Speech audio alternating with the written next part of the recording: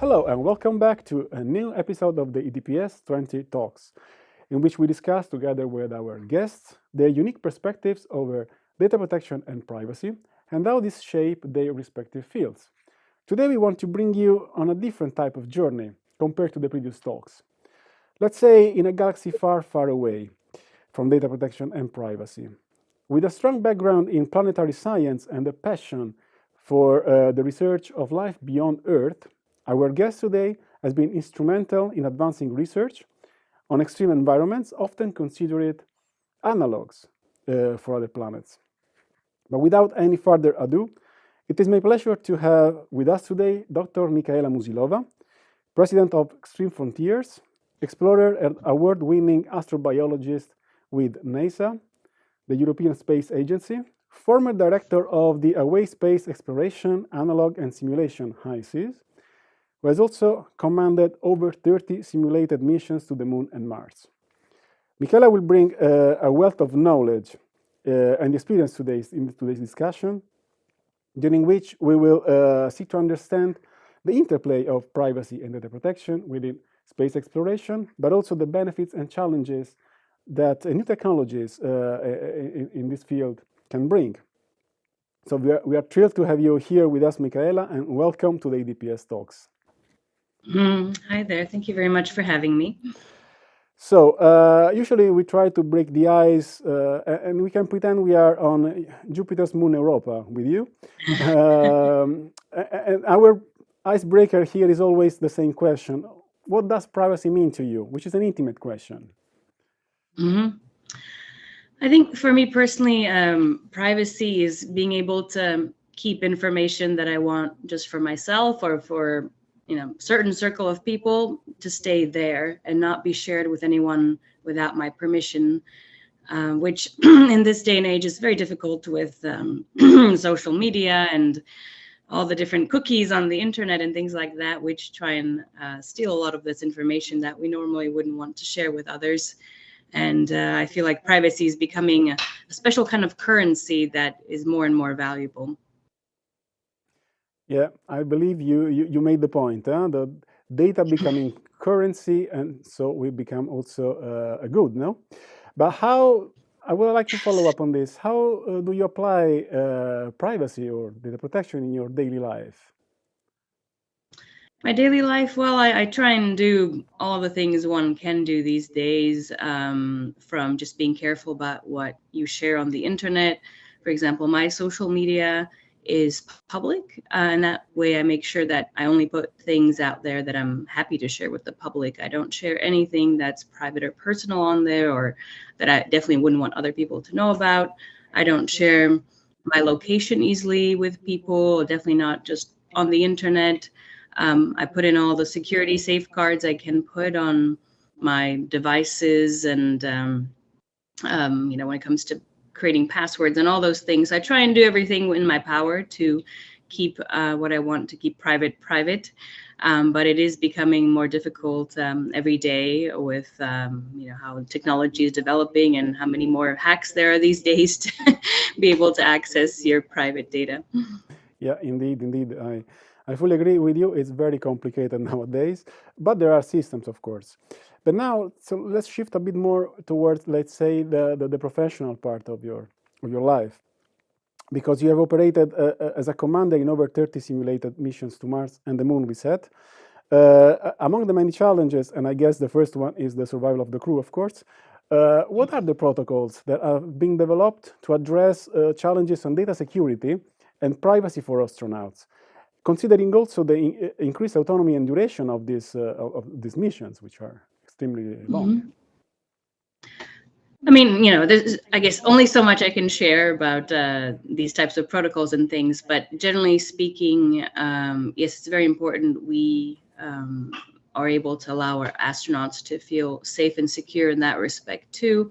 And so, for example, when it comes to research protocols, there are a number of methods put in place to make sure all the data is anonymized. So, when we're collecting psychological or medical data or things like that, it's not clear who the different people are on purpose.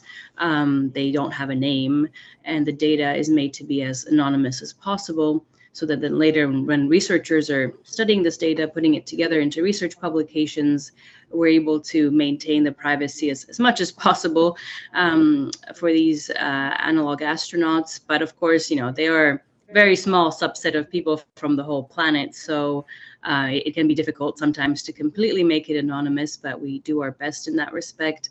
And then when it comes to communication, for example, we make sure that the astronauts, or analog astronauts as we call them, during these simulated missions, they're able to communicate with their family and loved ones in as private manner as possible. So their emails go to their family directly. We don't interfere for the Mission Control Center. So the Mission Control Center is something like you might know from the movies NASA Houston, where we kind of guide the mission from Earth while the mission might be taking place on Mars or on the Moon. But we don't interfere with this communication between the loved ones of the analog astronauts. The only thing that we interfere with to some degree is just that there's a 20-minute delay imposed on all communications between, say, someone on a simulated Mars mission and on Earth. So it takes at least 20 minutes for your email to reach your families, and then another 20 minutes for their email to come back to you. But that is something that we impose on all communications. So it's not like someone is, looking at the email and passing it on. It's just done automatically by the system. So yeah, we try and, maintain the privacy to the best possible degree so that the analog astronauts can have private conversations when they need to. That's very important from a psychological point of view. But the conversations are only done by email because of the nature of the simulated missions.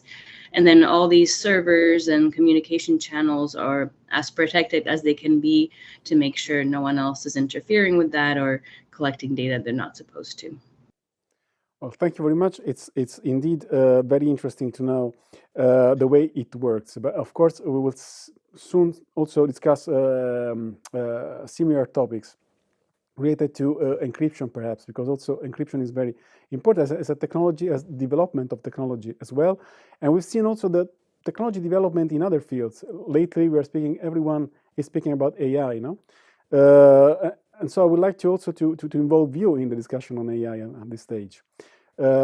Considering also your area, let's say, of very peculiar area of research, which is astrobiology, how can artificial intelligence and machine learning also help tackle those questions that perhaps traditional methods don't struggle with or don't manage to give answers? Can AI help us to better understand the universe, and at what cost? Mm-hmm. So, at the moment, AI is mostly very useful when it comes to analyzing a lot of data, because in astrobiology and in space missions in general, we're able to collect huge amounts of data through our satellites and different space missions, but many times we just don't have the human capacity to just process it all and all that. So AI has been very useful in that respect. But nowadays, I think people are starting to use it more creatively. And to give an example, when people ask me about, whether there's potentially some alien life out there, I usually talk about how for now we have been searching for alien life based on life as we know it on Earth. So carbon-based life forms that need water and certain types of nutrients and all that to survive. But it's possible that life out there could be completely different than what we've been imagining so far. And so it's really hard to look for something that you can't even fully imagine. And what we've been doing is basically doing the elimination method. So we're looking for something similar to us or to life forms that we know here on Earth. And then if we don't find that, maybe we'll try and look for something different, but we don't even really know how to do that yet. But with AI, that might actually help expand our imagination and creativity a little bit, because we could use tools with AI to try and find alternative ways of looking for life forms, or just simply looking for alternative types of life that we couldn't as humans imagine, but perhaps with the help of AI, that might be a possibility. So for me, as an astrobiologist, I find that really exciting, this possibility that we could enhance our horizons a little bit or expand them and find better methods for searching for life. And you mentioned kind of the hazards of AI. Well, it is definitely a new tool. And in academia, it has been tricky in recent times because a lot of people have been using it, especially students, for example, to write their essays or to do a lot of their work. And then there's all sorts of ethics questions that are involved in terms of, how much of it is it their intellectual property, how much is it the help of AI, and all sorts of things like that. So I think we're still in the scientific sphere trying to realize how much we can use AI ethically and where to draw the line and all sorts of things. It's still very new and we're still kind of figuring it out one step at a time. Yeah, this is many questions. So we also ask in the privacy and data protection sphere, of course, machine learning, big data at the time we were calling this, and now, of course, AI, which is basically the data of they are left behind everywhere. So I fully understand partially of your concern, of course, also your excitement as a researcher. I guess there is a lot of potential, but of course we need to also to balance with the benefits and the risk that we have in the field. Exactly. Going back to the discussion we were doing before, when we mentioned the protocols for communication, the encryption. Now we're living in a world of cyber wars, everyone can be attacked from anywhere. Now we are in October, which is the European Cybersecurity Month. I just wanted to remember to our audience, because it's very important to remember and raise awareness about cybersecurity. What are the cybersecurity challenges and measures taken to safeguard NASA's, but also astronauts from the European Space Agency, the confidentiality of information and the integrity of scientific research? Because I guess there might be some issues when, in case of attacks, for instance, for cyber threats, to the integrity of the data of scientific research. I mean, it is definitely a important, but also tricky area. I'm no expert, so I can only say that from what I've seen from my colleagues and what we've discussed at many international meetings, that they're just having to put more and more layers of security on to deal with these threats. But from a scientific perspective, one thing that I guess I'm sad that it has an impact on is international collaboration. Because in science, you really want to be sharing information. You want to be comparing data so that we all on our entire planet are able to improve the research that we do, the results, and then move forward with new discoveries and ways to cure illnesses and all these things. And we can only really do that when we collaborate and are able to share information in an effective and truthful, most importantly, way. And so the more we're now having to hide a lot of data because of these cybersecurity threats and all that, it is also having an impact on being able to share scientific data and our discoveries properly. So that's something that, if anything, I find very concerning as a scientist. And I can see it, for example, that NASA teams are many times not able to work with Chinese space agency scientists because of all these types of potential threats and things and protocols that are put in place, which on one hand, I understand that they're trying to safeguard data from cyber attacks and all that, but then it's also stopping that flow of information and collaboration, which will be crucial for us to be able to advance in the space sector, but also in so many other areas around the world. So yeah, it's been a difficult kind of double-edged sword to manage, where on one hand you have to protect certain things and be as careful as possible, but then it does have an impact on the scientific research you're trying to do. I'm very happy that you touched upon the worldwide collaboration, wherever possible, of course. One of my follow-up questions would be this, to be frank, how the space agencies can cooperate and collaborate among each other. If there is anything that stops this collaboration, can you please if you have anything to add, I mean, go a bit more in depth about possible cooperation between space agencies. Yeah, I mean, unfortunately, sorry, I'm still getting over a cold, a bit of a cough. Unfortunately, usually the biggest hindrance is some kind of political or policy hindrance that can stop people from being able to either exchange data or even participate in different activities. So, for example, I teach at the International Space University. I'm a faculty member of this university, and it creates these different international programs every year where people from all around the world are able to come together and work together on different international space-related projects, learn from each other, and create a very nice network of space professionals all around the world. And so we do have people from China and India, Russia, and various other countries that come together, which can be difficult at times considering different political situations that are going on around the world. But then many times these same professionals that come together for activities like at the International Space University, they then want to visit a NASA center, or they want to be directly involved in some kind of projects, but there's so-called red tape everywhere. There's things that stop them from being able to work on these projects, mostly because of these political rules, which I understand that in many ways they're trying to protect us scientists, the data, but also people from these different threats. But at the same time, it basically prevents people from being able to exchange important information, being able to create these important international collaborations, which are vital in the space sector. A lot of great projects we've been able to advance were thanks to international collaboration and the exchange of information. So it's things like that that I find to be very difficult, and it's hard when you want to work on some very imaginative, creative project with people, and you can only exchange a very, very limited amount of information, or sometimes you can't exchange any information at all. Yeah, I can understand the struggle with it. I think we discussed a lot about privacy and data protection related, and cybersecurity, of course, related to your field. I want to take a step back now from privacy, even from Earth. Let's go away from Earth for a moment. Since I have this opportunity, I cannot miss it. What aspects of a Mars mission do you believe will pose the greatest challenge to human adaptability and resilience? And then I also have a second question to that, which is very tiny and easy to answer. Do you think that landing a human being on the red planet will change the future of humanity?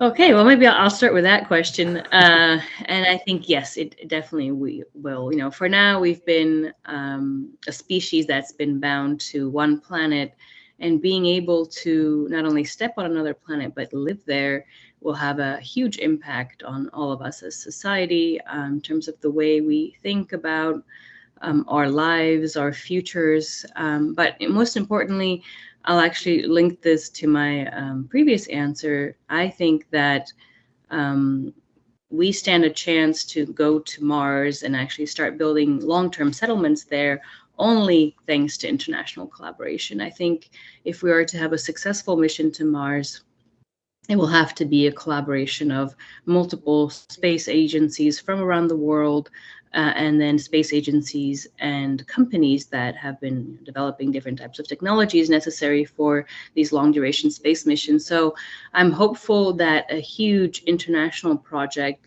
like trying to get humans safely to Mars and back to Earth will be something that will be able to create a lot of bridges and finally increase this international collaboration instead of creating more and more barriers. And in terms of our future in 20 years or so, well, I think here we are kind of back to that question of this international collaboration. If we're able to go to Mars successfully and start creating international settlements where people from around the world will be able to start living on Mars, in 20 years, we could have, the beginning of these settlements, which will then help build on and create much bigger settlements that will eventually become cities on Mars and things like that. But that will greatly depend on, what type of settlements will they be in the first place? Will they be these international settlements? Will it be an interaction of multiple countries together, agencies and companies and all that? Or will it be settlements just created by individual companies under their particular rules? That will have a big effect on how that will evolve. And in terms of the challenges, from what I've seen during the simulated missions, one of the biggest challenges for humans is being isolated away from their loved ones for long periods of time. So it's the psychological factor of dealing with depression, not being able to communicate as much as you would like to with your loved ones, having to be alone for long periods of time with just a small group of people. And while we can train people for that during these simulated missions, once they're on a 2-3 year mission to Mars, the reality will probably hit them and they'll have to face much stronger obstacles than they do, or what we observe during these simulated missions. Very, very interesting. For me, it's a completely different field from the one I always work in. So you gave us now this framework of 20 years. Now this time frame of 20 years. For perhaps for landing a human being on a different planet, well, Mars, I would say. In these 20 years, how do you envisage also the society to be shaped by technology developments in general? But what do you expect from society in 20 years? Not only related to space exploration, I'm saying overall, because now we have, we spoke about AI, cyber threats, cyber wars. The world is changing fastly and also adapting, let's say, to a sort of technological development that is super fast, way beyond our laws, way beyond our capacity to follow it. So how do you envisage society in 20 years, perhaps as a victim of technology, as regulators of technology? Can you give us your opinion about that? Oh, it's really hard to say, but I guess I always try to be optimistic about things and hope that we will learn from our lessons in the past and realize that we need to have a certain control over these things. That while AI and technology have been extremely helpful, they also have their downsides. And as an example, we now see, a lot of young people are struggling because of access to social media or just being on smartphones too much. It has a lot of negative impacts psychologically. So now there are rules that are starting to be put in place to protect them from that. And, similar things apply to job environments and so on. So as long as I think we can keep on learning our lessons from all this new stuff that's happening in our lives, these new technologies, new advances, as long as we try and keep up with it or regulate it so that it doesn't have a negative impact on us, I think it can be very helpful in advancing medicine and just the way of life here, and not to mention helping advance all the space sector progress to help us become multi-planetary species. So I think it can be very beneficial, but it's just so important that we get a hold on it before it gets away from us and then it gets a hold on us the other way around. But I think it could help resolve a lot of issues we have on this planet and help us live a healthier, happier life. But it's just so important to draw the line before, we just don't know what to do with it anymore. Indeed. And here we go back then to the international cooperation that should be fostered as much as possible for issuing guidelines, of course, regulations related to the development of technology, but not only about that, because there are so many things at stake. I mean, the future of our democracies, for instance, it's a fast changing world. So I mean, it would be complicated. Also, as an exercise of foresight, 20 years is quite a big. It's hard to predict what can happen. Exactly. Yeah, but indeed. Well, thank you very much. This brings us to the end of today's episode. We have discussed various perspectives on data privacy and cybersecurity, the data privacy in general, also the protocols. We spoke about AI, many topics that are related to the work of the EDPS, but also beyond that, which is super interesting for us because we can finally see also our field from a different perspective, far away, like a tiny pale blue dot, just to make the mention to some space related. It was a great honor to having you here today, Michaela. Thank you very much for participating. It was my pleasure. Thank you so much for having me. Well, we hope that his insights give you a fresh perspective on data protection and privacy within the space exploration. If you enjoyed this episode, don't forget to catch up on previous interviews and also to follow the DPS on our channels. And to discover also our projects marking the 20th anniversary of the European Data Protection Supervisor. My name is Francesco Albinati, and this was the talk with Michaela Musilová, award-winning astrobiologist. Thank you very much. See you next.